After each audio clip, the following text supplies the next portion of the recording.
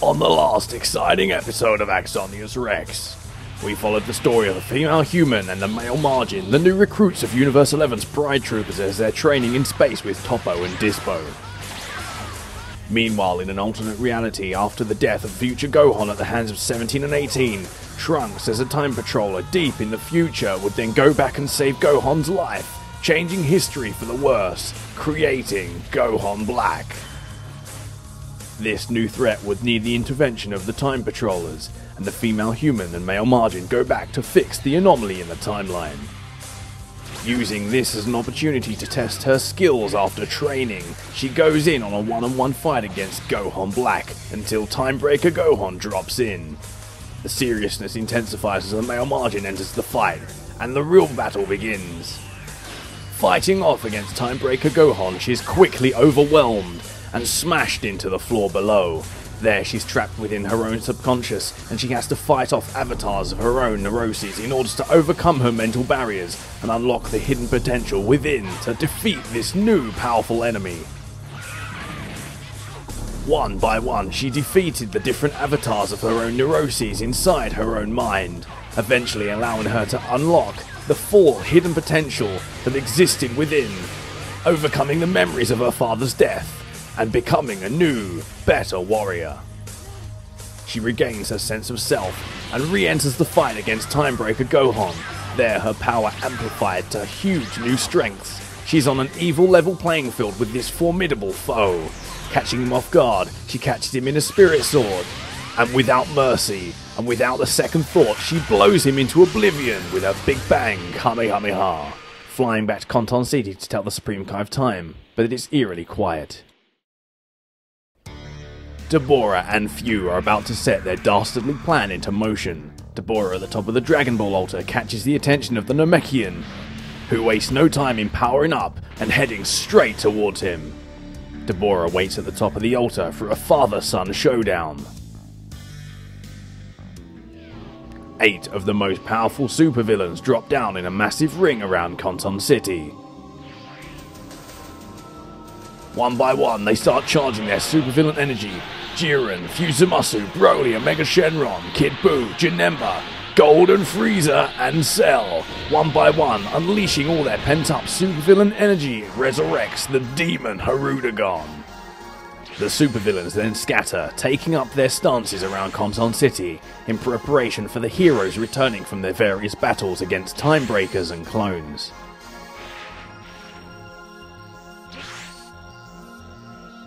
Hirudegarn, the monster demon, has been awoken. Tien, Yamcha, and even Piccolo enter a fight against this massive beast in hopes to slow him down and stop his rampage from affecting the citizens of KonTon City. Their efforts, however, are completely in vain, as one by one, they're decimated by the furious, monstrous strength of Hirudegarn. The Great Saiyaman 1 and 2 distract Hirudegarn and try and lure him away from the center of the city. The plan worked, and now they have Hirudegarn's full attention. The male Majin and female human power up and are about to enter the fight against 2 incredibly powerful supervillains. Cell enters the fight with the male Majin, as the female human starts a fight with Fused Zamasu. Despite the fact that Fused Zamasu in of himself is an extremely powerful opponent, and now he's an amped up supervillain, the latent hidden power released by the female human's endeavour with her own subconscious has granted her unfathomable new powers, and she's on an even playing field with this incredibly strong supervillain. Showing no hesitation, no weakness, and no surrender, she continues to fight off and push back against Fused Zamasu. Their clashing strengths sending shockwaves throughout KonTon City, but then she's caught off guard and slammed down to the floor. Fused Zamasu is about to finish the job with a Divine Wrath purification at our downed female human. Just then, Tapion drops in, protecting her from this last devastating attack. Now Tapion sets his sights on Fused Zamasu and puts everything on the line to hold him back so the female human can recover. Tapion, the legendary swordsman, is not quite as a match for Fused Zamasu as he would like, but he's able to hold him off until the female human recovers. Now a 2-on-1 fight is commencing between the female human and Tapion and the supervillain Fused Zamasu. His hopes of winning have now drastically decreased, as both of them working well together are able to turn the tables and push him back. Capitalizing on a moment of weakness, they catch him off guard and send him hurling to the ground below. Tapion then unleashes a devastating barrage of ki blasts, and taking out his sword, he ends the fight and cuts Zamasu down where he stands. Female Human and Tapion reconvene, but their battle's not finished. Tapion goes off to fight the battle he was previously in, as the Female Human waits for the Male Majin to finish his fight. Jiren has seen enough, and just as they think the battle is over, their strongest foe to date is about to take them both head on as they're both drained and worn out from their fights. Supervillain Jiren is a savage, taking no prisoners, has no mercy, and offers a merciless beatdown to anyone in his way. His strikes are faster and stronger than anyone's they've ever felt before, and he picks them both off, toying with them as if they're nothing. The only thing keeping them alive is their combined teamwork, offering some hope that they might be able to win this thing yet. Jiren's enormous strength is still at its peak, while it seems now two heroes are starting to get exhausted, and together they're starting to collectively lose against Jiren as he offers a savage beatdown on both of them. Jiren's enormous strength emanates from his body sporadically throughout the fight, unleashing it in all directions. Still, they continue the fight, and capitalize on this as a moment of weakness, catching Jiren off guard. They start to turn the tables until Jiren powers up even more, and then just devastates both of them, sending the Male Majin hurling to the ground below after a power rush, and then catches the Female Human in a combination, sending her straight to the floor below, and finishing her off with a ki blast. Jiren now defeated both of our heroes. He powers up even more, his supervillain energy overflowing, jetting out in all directions. Meanwhile, the Namekian is fighting off against Deborah at the Dragonball altar.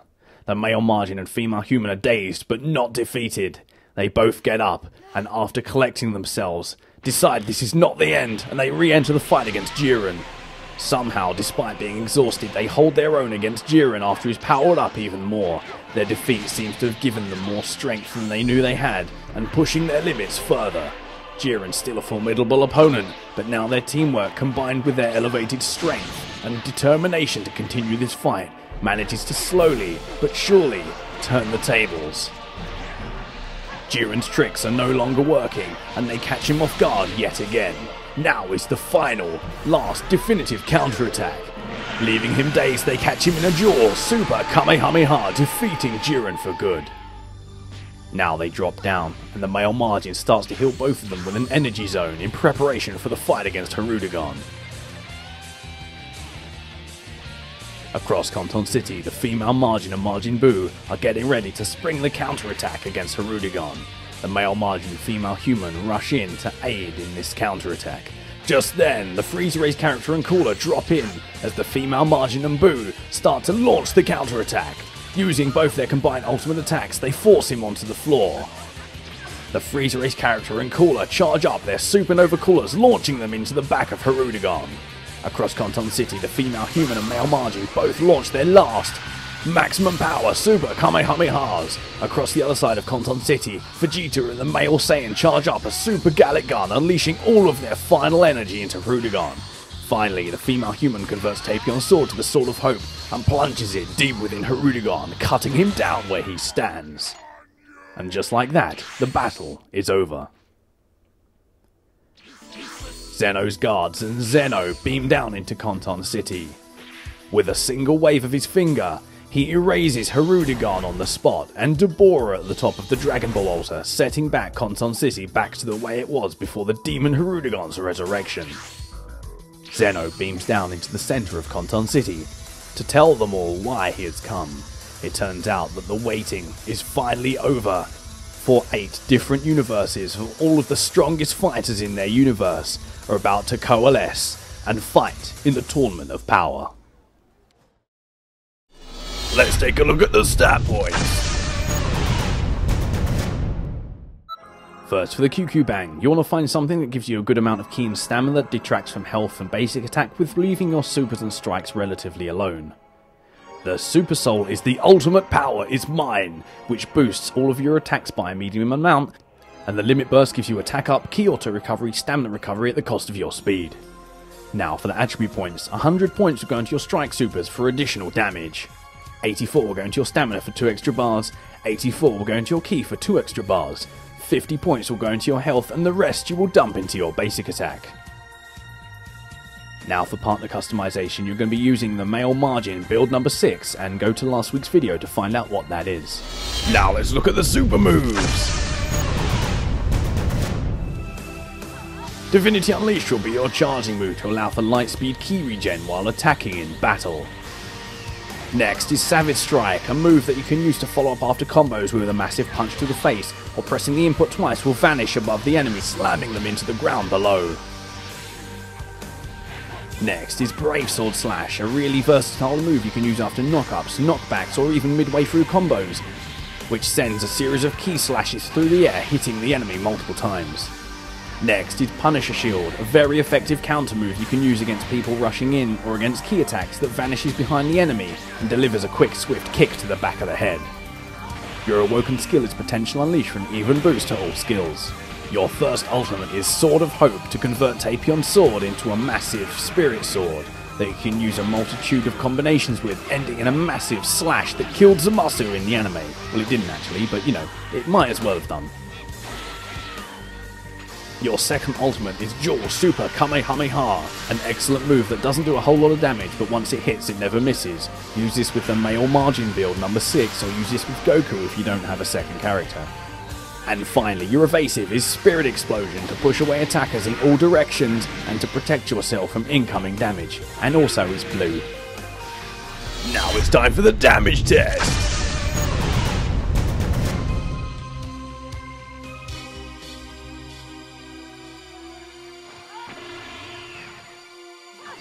Savage Strike does 2,263 damage, while doing the extra input to vanish above them will do 2,828 damage.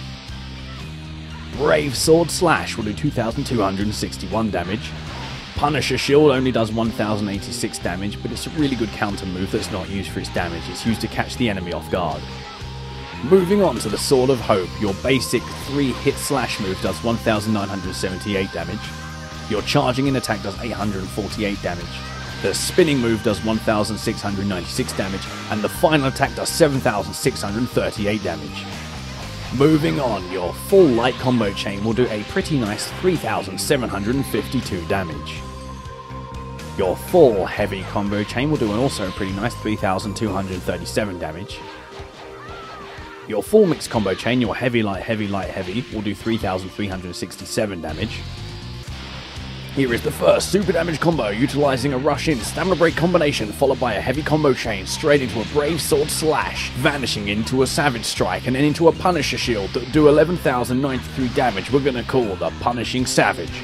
Here's the second super damage combo using nothing but the Spirit Sword. We're going to be calling that It's Not Over Till It's Over, which uses the same 3-hit then rush in combination until you almost run out of ki, straight into the slash up attack that will end up doing 16,964 damage.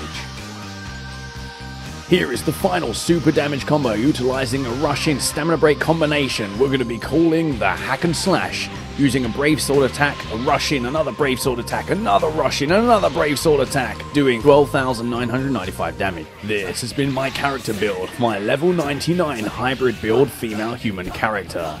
This build focuses around synergy with your partner, being the Male Majin Build number 6. What will happen in the Universal Tournament of Power? Find out on the next exciting episode of AxoniusRex.